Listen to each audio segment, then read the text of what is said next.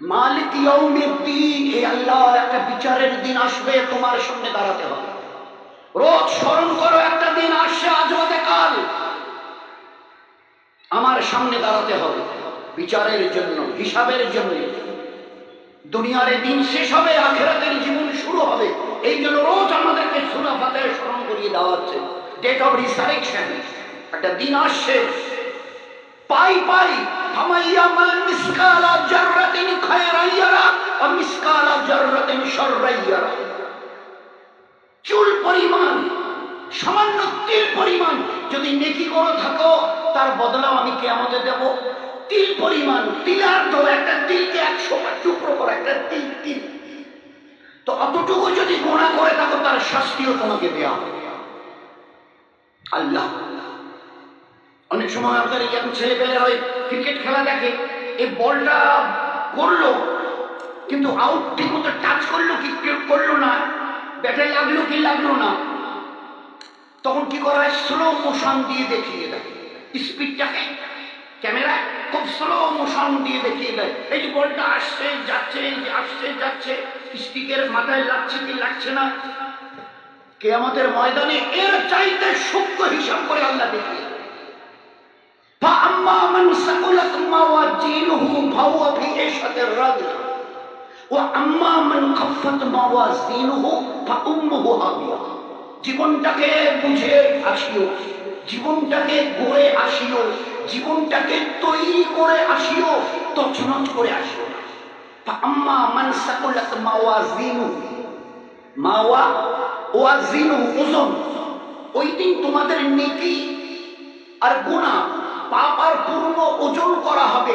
সোনা যেভাবে ওই কাচের বাক্সের মধ্যে ওজন করা হয় যাতে সামান্য পরিমাণে হাওয়া ওর মধ্যে ঢুকতে না পারে, আর ওই মাপার ওই যন্ত্রটা পাল্লাটা যাতে একটু না দোলে, কাচের বাক্সের ভিতরে এবারে এমন ভাবে মাপা হয়। দেখছেন তো, সামান্য দেখেছেন, সামান্য হলো এই যে আধা গ্রাম, এই পয়েন্ট মিলিগ্রাম, এই যে পয়েন্ট দেখেছেন কতটুকু, সামান্য একটু ঝুঁকে আসে, আর একটু যদি উপরে এদিকে থাকে তাহলে একটু কম হচ্ছে।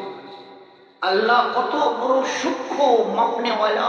ফাআম্মা মান সাকুলাত মাওয়াজিনুহু, ওজন করতে গিয়ে যদি তিল পরিমাণ নেকির পাল্লা ঝুঁকে যায়, ফাউম্মুহু আয়েশাতুর রাদিয়া, আমার রহমতের জায়গা জান্নাতে চিরদিনের জন্য তোমাদের পাঠিয়ে দেওয়া হবে।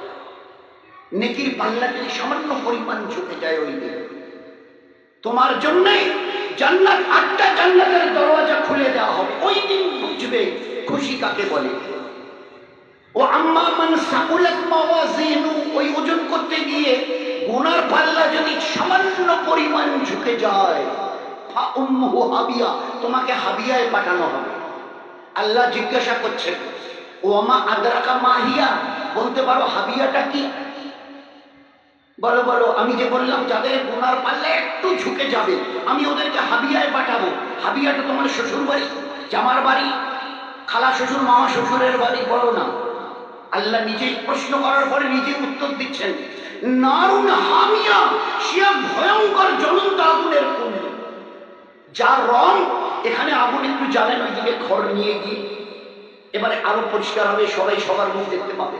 জাহান্নামের আগুনের রং এত কালো যে মানুষটা জাহান্নামের লক্ষ বছর ধরে জ্বলছে সেও তার চেহারাটা কোনোদিন দেখতে পাবে।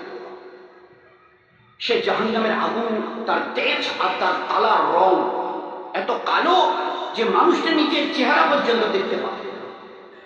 তো সেই জন্য দোস্ত, একটা দিন আমাদের সামনে আসছে, জীবনটাকে তৈরি করি দিনের দ্বারা। দিন দুটো জিনিসের নাম, একবারে ইচ্ছাকি বলে সহজ জিনিস দুনিয়াতে আল্লাহ আর কিছু করেই। দিন দুটো জিনিসের নাম, আল্লাহকে মানো আর নবীকে মানো, হয়ে গেল। আল্লাহকে মানো, যিনি তোমার বানানেওয়ালা, যার কাছ থেকে এসছো, যার কাছে ফিরে যেতে হবে, আর সঠিক রাস্তা দেখানেওয়ালা মুহাম্মদ রাসূলুল্লাহ সাল্লাল্লাহু আলাইহি ওয়াসাল্লাম। একথা মনে করিও না যে এ নবী তো ধর্মের নবী, এনার কাছে গিয়ে কি শিখবো। তা বলে দুনিয়ার আজকের মডার্ন সায়েন্স আর টেকনোলজি যেখানে দাঁড়িয়ে আছে না, আমাদের নবী জনাবে রাসূলুল্লাহ সাল্লাল্লাহু আলাইহি ওয়াসাল্লামকে যে জায়গায় জ্ঞান আর বিজ্ঞানের ওস্তাদ করে পাঠিয়েছিলেন, তার কাছে এই লেটেস্ট মডার্ন সায়েন্স ওয়ালাদের তার কাছে পৌঁছতে আরো লক্ষ বছর লাগবে। আমি এটা বুক থেকে বলতে পারি। আরে আমার নবী একটা আদনার থেকে আদনার সুন্নত আমার পুরো নবীর জীবন বুঝতে কত লক্ষ বছর যাবে?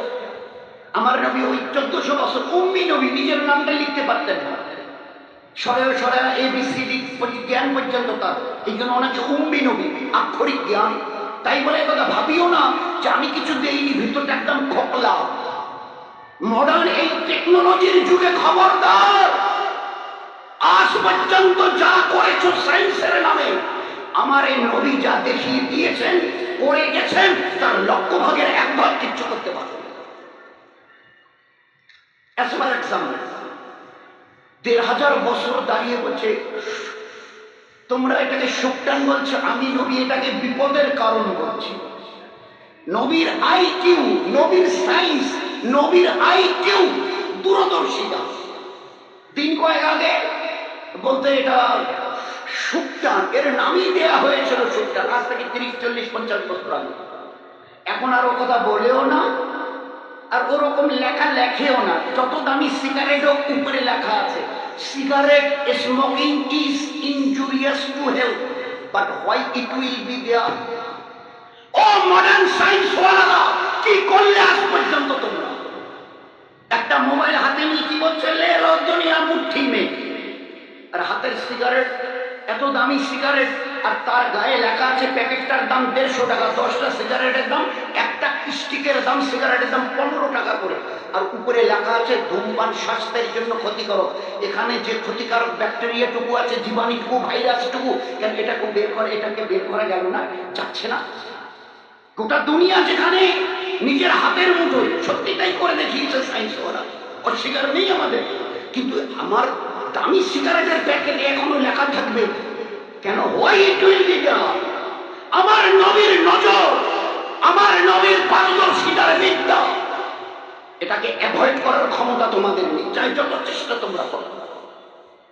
সিগারেটটা টান দিলে কতটা ব্যাকটেরিয়া তৈরি হয় আল্লাহ পাক নবীকে দেখিয়ে দিয়েছে। এই নবী আমার শুধু নামাজ রোজা হজ যাকাতের কথা বলবার জন্য যায়নি, জ্ঞান ও বিজ্ঞানের যা কথা বলেছে বুঝতে তোমাদের লক্ষ বছরে, তো 1300 বছর গেল, লক্ষ বছর লাগবে, লক্ষ বছর লাগবে। সিগারেটটা টান দিলে যে ব্যাকটেরিয়াটুকু তৈরি হয়, ভাইরাসটুকু যে তৈরি হয়, চিন্তা করতে পারবো না যে কত ক্ষতিকারক জিনিস। কি করে বুঝলো মুহাম্মদ সাল্লাল্লাহু আলাইহি ওয়াসাল্লাম? তিনি তো কোনোদিন কেমিস্ট্রি নিয়ে পড়াশোনা করেননি। 9, 10 ছেলেরা, 7, 8 ছেলেরা কেমিস্ট্রি পড়ে, ফিজিক্স, কেমিস্ট্রি, তো তার তো 1, 2 বিদ্যা নেই। তিনি কি করে জানলেন যে সিগারেট ধূমপান করলে এর একটা ব্যাকটেরিয়া তৈরি হয়, ভাইরাস তৈরি হয়? কি করে তিনি এই কথা বললেন? একজন উম্মি নবী। কোনো গরম খাবারে নাক আর মুখের হাওয়া দিও না। কি করে, কেন বললেন? বলে পিছনের একটা বড় কারণ আছে, দেয়ার ইজ এ রিজন, একটা বড় কারণ। কি কারণটা?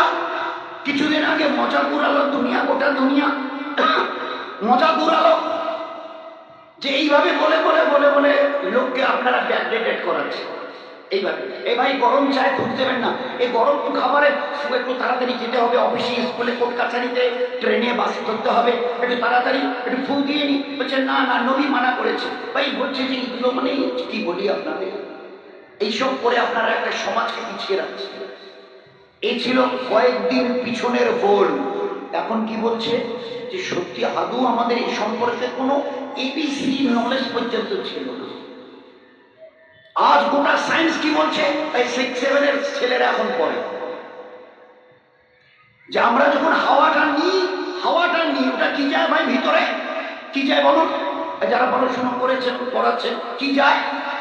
O2, oxygen. আচ্ছা, ওই নিঃশ্বাসটা আমি নিলাম, আবার নিয়ে ছেড়ে দিলাম, ওই হাওয়াটা গেল ভিতরে, ঢুকে বেরিয়ে এলো, যখন বেরিয়ে আসে কি বের হয়ে আসে? আরে ভাই কি বের হয়ে আসে? CO2, কার্বন ডাই অক্সাইড, বিষাক্ত বায়ু। এটা মুহাম্মদ সাল্লাল্লাহু আলাইহি ওয়াসাল্লামের জানার কথা ছিল। তিনি তো ধর্মের নবী, তিনি তো ধর্মের নবী। নামাজের কথা বলবে ঠিক আছে, রোজা, হজ, যাকাত, তাসবিহ, তেলাওয়াত, দান, খয়রাত, পর্দা, পুশিদা, বাচ্চাদের তালিম, তারবিয়াতের কথা বলবে। ইনি কি করে বুঝলেন যে হাওয়াটা টানছো মুখ অথবা নাক দিয়ে, অক্সিজেন ভিতরে গেল, যাচ্ছে, আর ওই যে যখনই বেরিয়ে আসে সঙ্গে সঙ্গে কার্বন ডাই অক্সাইড নামের বিষাক্ত বায়ু? তার তো জানার কথা নয়, বলুন না? তো এরকম এর এক দুটো নয়, গোটা তার লাইফ তার গোটা লাইফ যদি আমরা স্টাডি করে থাকি তাজ্জব হয়ে যাবে, তাজ্জব হয়ে যাবে যে আল্লাহ পাক এই নবীকে কত জ্ঞান ও বিজ্ঞানের আল্লাহ পাক তাকে ইলম আর পারদর্শিতা দিয়েছেন। এই জন্য শুধু দুনিয়াতে উনি মূর্খ বানাবার জন্য, লোককে নিরেট মুখ্য বানাবার জন্য আল্লাহ তাকে নবী করে পাঠালেন। তো এই নবীর কে যদি চিনতে চেষ্টা করি, তার আনিত দিনটাকে যদি বুঝতে চেষ্টা করি, তো দিন দুটো জিনিস, আল্লাহকে মানো, নবীকে মানো। আরো একটু যদি দুপায়ে এগিয়ে যাই, ভাই দিন কাকে বলে? বলে দুটো জিনিসের নাম। কি বলো? বলে আল্লাহ যা করতে বলেছে করো, যেটা ছাড়তে বলেছে ছাড়ুন, দিন হয়ে। আল্লাহ কি বলেছে?